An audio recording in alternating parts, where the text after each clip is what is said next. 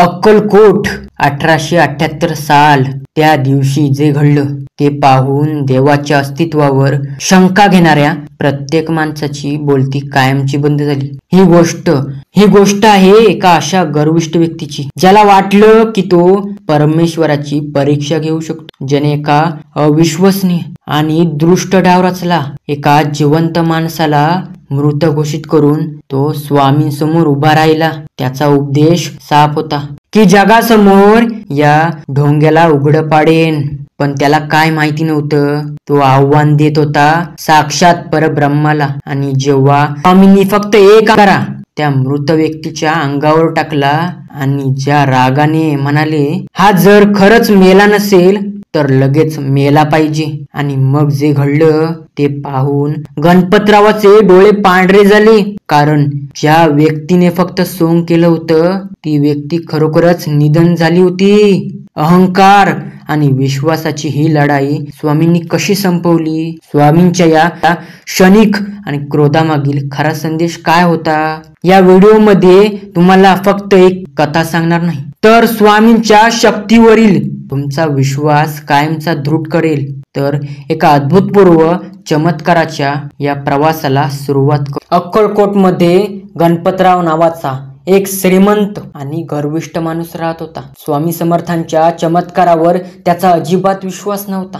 तो नेहमी सगळ्यांना म्हणायचा, हे स्वामी फक्त ढोंग करतात, लोकांना फसवतात. मी त्यांचा हा खोटेपणा जगासमोर उघडा पाडेन. या विचारातूनच गणपतरावाने स्वामींची परीक्षा घेण्यासाठी आणि त्यांच्या चमत्काराची खिल्ली उडवण्यासाठी एक वाईट योजना आखली. गणपतरावाने आपल्या एका नोकराला बोलवले आणि त्याला सांगितले की त्याने मेलेल्या माणसाचे नाटक करावे. गणपतरावने त्या नाटकी मृतदेहाला एका पालखीत ठेवले आणि तो स्वतः अनेक लोकांसह स्वामी समर्थांच्या दर्शनासाठी निघाला.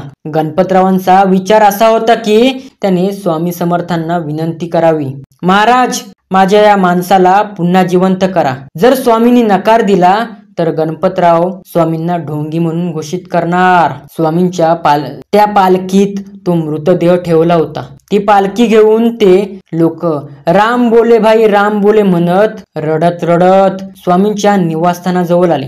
गणपतरावाने मोठ्या आवाजात हाक मारून स्वामींना आतून बाहेर बोलवले. स्वामी बाहेर आले आणि त्यांनी पालखी ठेवलेल्या मृतदेहाकडे पाहिले. स्वामींना तो सगळा खोटेपणा लगेच कळला.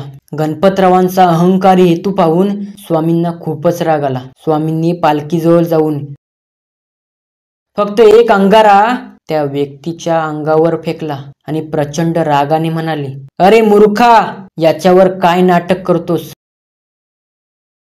हा जर खरोखर मेला नसेल तर लगेच मेला पाहिजे. स्वामी समर्थांचे हे शब्द ऐकताच तिथे जमलेल्या सगळ्या लोकांना मोठा धक्का बसला. जेव्हा गणपतरावाने पालखीत उघडून पाहिले तेव्हा तो थक्क झाला. जोपर्यंत माणूस फक्त तो नाटक करत होता तो माणूस खरोखर मेला होता. ती व्यक्ती निष्प्राण झाली होती. आपल्या गर्वामुळे आणि स्वामींना आव्हान देण्याच्या नादात गणपतरावने आपल्या सेवकाचा जीव गमावला होता.